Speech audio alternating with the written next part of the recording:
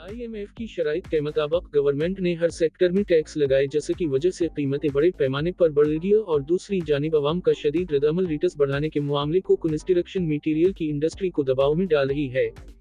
जुलाई 25 को ट्रांसपोर्ट हड़ताल का किया गया ऐलान जोर पकड़ रहा है।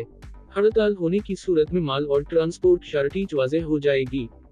सेमनट इंडस्ट्री के खिलाफ हड़ताल भी आहिस्ता आहिस्ता जोर पकड़ रही है।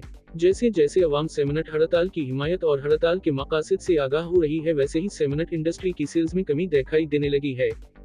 दूसरी जानिब आयरन रेट में इजाफा माल की शॉर्टेज की वजह से मसनूई तौर पर इजाफा किया गया था।